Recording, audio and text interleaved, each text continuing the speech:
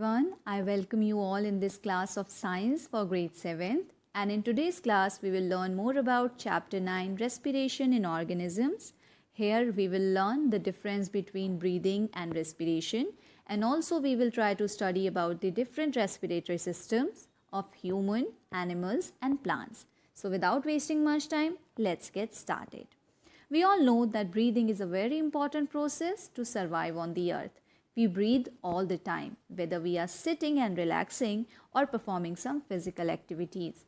Just the difference is when we do some physical activities or exercises, we breathe more faster. What if you want to define the breathing?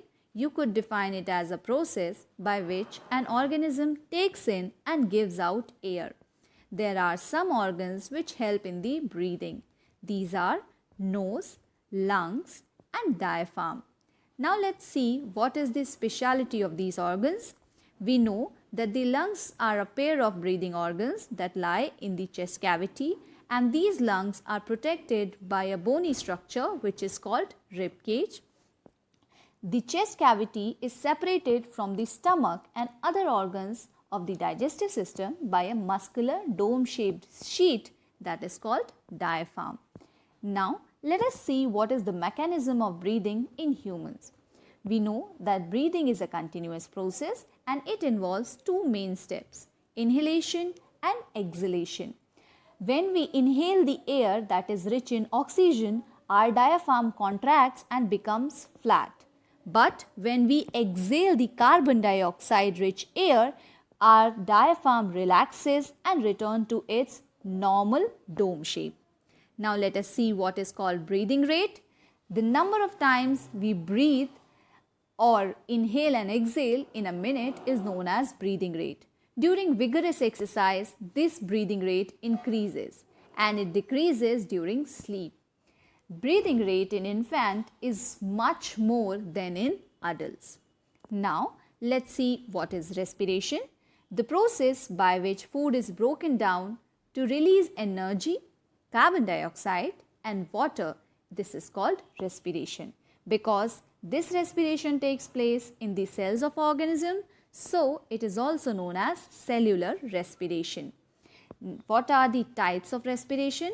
It could be divided into two parts, the aerobic respiration and the anaerobic respiration. So first, let's see what is aerobic respiration.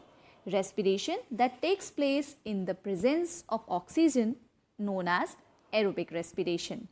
In this, food is broken down to release energy, carbon dioxide and water. This is the most common type of respiration which is exhibited by almost all organisms. The reaction for this could be written as the food is broken down into energy, carbon dioxide and water. Now, what is anaerobic respiration? Respiration that takes place in the absence of oxygen, it is known as anaerobic respiration. In this, food is broken down to release energy, carbon dioxide and alcohol in place of water. Anaerobic respiration is also known as fermentation. This type of respiration is exhibited by some organisms only, like yeast and certain bacteria. This could be represented by two equations where food is broken down by yeast into energy, carbon dioxide and alcohol, and by bacteria the food is broken down into lactic acid that you see in the curd. Where do we use these respiratory system of anaerobic respiration? We use it in bread baking industry where yeast produces carbon dioxide during fermentation of the dough. This gas is responsible for making the dough rise to give bread a soft and fluffy texture. We use it in alcoholic beverages like wine, beer and other products as a result of fermentation of grapes and by yeast.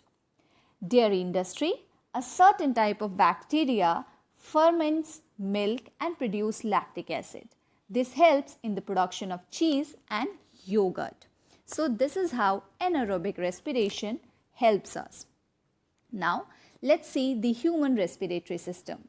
In human respiratory system, the nostrils, pharynx, larynx, trachea, bronchi and the lungs are involved, and their main function is to carry out the exchange of gases that takes place for oxygen and carbon dioxide. How does this whole process work? The air enters our body through the nostrils and then it is led to the nasal cavity. The air we breathe is not very clean, and that is cleaned by the lined hair and the mucus which is present inside our nose, because this helps in the trapping of the dust particles. Once the air is filtered, it passes through the pharynx and the voice box that is called larynx, and after that it goes to the windpipe that is called trachea. The trachea divides into two narrower tubes which is known as bronchi before entering to the lungs. Inside the lungs, each branches into finer tubes called branchioles. The branchioles end in numerous thin-walled sacs called alveoli. Alveoli are the sites where the gas exchange takes place. Each lung has nearly 300 to 350 million alveoli present in it.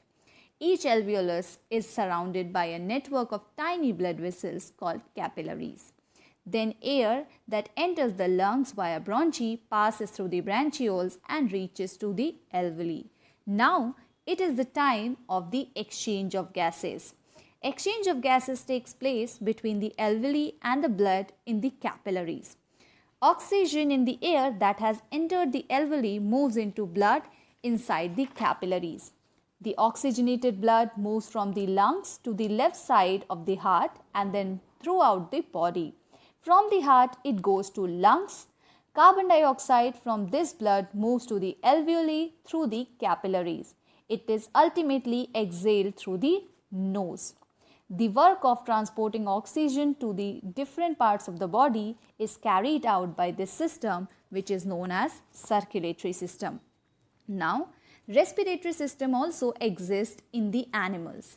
They have some different varieties, like they respire by skin, they respire by tracheal system, and also they use gills in some cases to perform respiration. Let us see these different respiratory systems. First, in frogs. Because frog is an amphibian, it respires with the help of lungs on land, and underwater it exchanges gases with the help of moist skin. There are some other insects like moths, grasshopper, houseflies and cockroaches which have a network of air-filled tubes in their body, which is known as tracheal system. The tracheal system has small openings which are called spiracles. The exchange of gases takes place through these spiracles, and gases are exchanged between the tracheal system and other cells of the body. Now, the gills. These are mostly found in the fishes. Fishes exchange the gas with the help of gills. These gills are made up of large number of thread-like structure which are called filaments. Gills are well supplied with blood vessels. As water flows over the gills, oxygen from the water is absorbed by the blood vessels and carbon dioxide is given out. Like animals, respiration also happens in the plants. Plants do respire in the presence of oxygen. In plant, exchange of gases takes place mainly in the stomata, which are the small openings present on the leaves. The respiration also occurs in the openings of stem of the plant, that is called lenticels, and also through the roots. This exchange of gas takes place all the time in plants. However, in the daytime it increases and in night it decreases comparatively. I hope you understood what the concepts were and how they are different. That's all for the day. Thank you everyone. Have a nice day.